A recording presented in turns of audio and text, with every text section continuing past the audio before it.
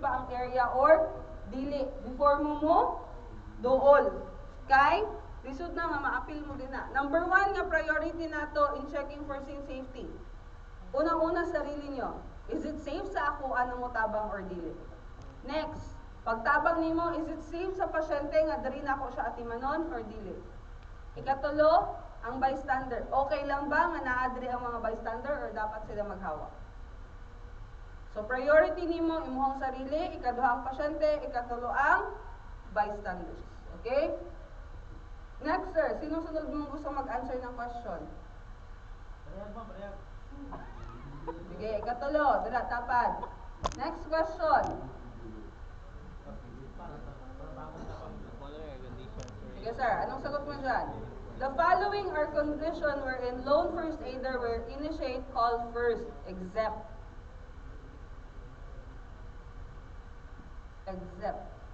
Natin ginatawag, di ba ganina sa video sa American Red Cross, meron silang tinatawag na tatlong C. You call, check,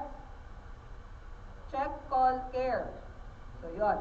Or, punta tayo dun sa scenario na call first or care first. Kanusa mo, mutawag sa bag-o ninyo atimanon ang pasyente o kanusa mo atiman sa bago mo tawag. With those criteria, you do call first kung ang inyong pasyente are adult. Kaya ang mga hamtong ba tawag na, mga adult, kaya nila ang tuson ang kasakit, kaya ganin nila kapilas labian ang ilang mga kauyaban. Diba? Pero ang bata, pag sakit na yun na sa ilaha. So you have to give care muna for 2 minutes or more bago ka mangayo og back up or tawag. Diba kapansin mo katong kaganina, iyang ipatagilid ang pasyente kay manawag daw siya tabang. So nag-care first siya and then nag-activate siya og help. So diri nga scenario, ikaw lang isa. Kanusa ka mo initiate og tawag. So sa tulo dira tama na isa dira walay labot. Nga mali. So asa dira ang dili kasali? Adult or child 12 years old or older, adult suddenly collapse, conscious child or infant known to have heart problems, or drowning victim.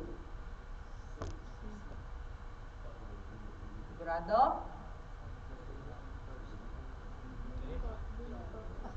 Will initiate call first. So manawag sa ta bago ta mo atiman. So meaning ang tulo dira tawag sa bago atiman, wherein ang isa dira dapat atimanon sa nimo bago tawag. So asa dira ang dapat atiman sa bago tawag? Ha? Isipin nyo, ikaw lang isa. Kung kana nga scenario na ay tulo dira ang ginaingon will initiate call first.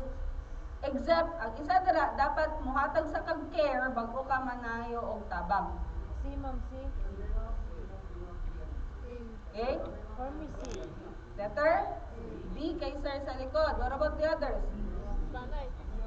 B. Letter C. D ako D. Okay. Check natin ha. Kung yung sagot ninyo is tama or mali. Drowning victim. Remember, drowning victim, automatic no pulse or victim regardless of bata yan or matanda. Kailangan niyo muna silang i-revive bago kayo magtulong. Labi na kung ikaw lang yun isa. Pero kung naakay kauban, you can ask them to activate when ikaw mag-atiman. Pero kung ikaw lang yun isa, unya na ka mangayo og tabang. Atimanon sa nimo kay pila ka minuto ang tawag nimo, ang pasyente nimo wala ni pulso o ginhawa. Clinically dead na sila. Okay? Nakuha? Nagets? Yes, ma'am. Another one. General rule. Critical patients should be re-evaluated every how many minutes? 5. Every 5 minutes. So, dapat re-evaluate na to ang patient. Okay. Next, we'll proceed with common emergencies. So, these are the things na common nga ma-encounter ninyo sa inyong area. So, number 1, we have here the so-called chain of survival. When we talk about chain of survival, ito yung chance na ang pasyente nato taas pa o pwede pa nato siya matabangan. So, you try to look sa, di ba mo siyang kadena, These are a survival from cardiac arrest depends on series of critical interventions. So, dapat nahatagan ninyo og proper na intervention, especially kung if one of these critical action is neglected or na-delay ninyo, ang chance sa inyong pasyente nga mabuhi, like dugay, gamay ra. Pero kung mahatagan ninyo dayon, like this three, sa inyuhan na level, ma-fall mo, there is a lay rescuer. So, first three, mao ninyong role. So, you have to activate, nanawag na ba mo kay nurse, and then, mintras habang nagkatawag kay nurse, you provide CPR kay patient, and then, masamot na kay naamoy inyong AED diri sa mall, then, mas better nga mas dako ang chance na makasurvive si patient. Then, magdating na si ambulance, that's the time na sa EMS team na. So, diba sa inyo nga level, dako kayong chance, kay diri pa lang na mo ikatulong. Whereas, ako ba ng mga facilities, kaning duha pa lang ang naa sa ilaha. Okay? So, sa mga other areas or sa other mall, please familiarize or get to know kinsa ang in charge sa inyong AED. Para mas dali ninyo na mapa-activate niyo, makuha ninyo or mapadala ninyo sa inyong area kung asa man mo na ay pasyente. So we have here the so-called heart attack. Anong pinagkaiba ni heart attack sa cardiac arrest? Sa tingin nyo, anong pinagkaiba nila? Ibuto ang ugat sa ulo sa cardiac arrest. That's aneurysm. Ulo man na. Heart man tayo. Cardiac. High blood? Okay. What about the others? Anong pinagkaiba? Sino sa high blood dyan, sir? Si heart attack, si cardiac arrest? Si cardiac arrest. Okay. Yung iba, anong pinagkaiba ni heart attack sa cardiac arrest? Heart attack. Ha? Heartbroken daw, ma'am. Hangin sa heart? Okay. Heart broken? Sa asa man na? Cardiac or heart? Heart. Cardiac. Damage heart mass. Break blockage. Ginaipit pa ang iyang heart.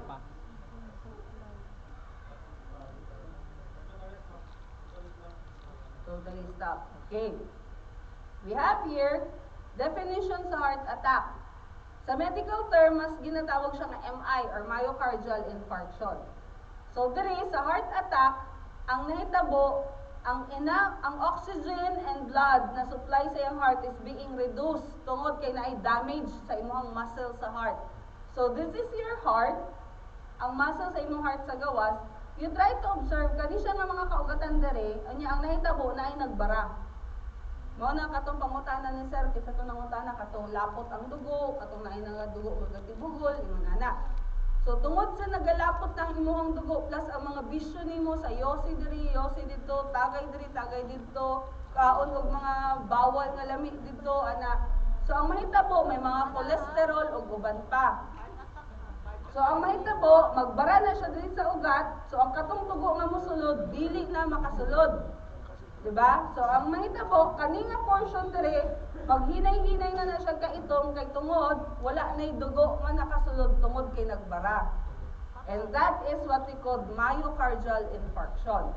Commonly, a person will experience, matong ginaingon ni sir, nga murag maipit imong dughan. Maglisod o ginhawa, nagruot. Yan. It says here, chest pain, pwedeng discomfort or may pressure kanang giningong murag gidatugan akong dughan. Pain or discomfort becomes constant. Karon, taod-taod nawala, balik na pod, nana. Some individuals pwede pod na murag walay gibati. Then discomfort in other areas. Radiating pain sa shoulder. Abi nimo abaga or likod. The next is naga-diffuse siya sa dughan. Dugan, abdomen, or kanang paminaw ninyo kabag. Ana. Paglisod o ginhawa, ng lapsi, ginapaningot, lipong, kalipungon, kasukaon, that's nauseated, then nagsuka. Pwedeng luya, or lipong, or diretso, bulagta. Those are the signs and symptoms sa Heart attack. heart attack. Meaning to say, slowly ginatira or ginaatake ang imuhang heart. Excuse me. Whereas, yes, and ako nato ng video para sa deeper explanation. being able to recognize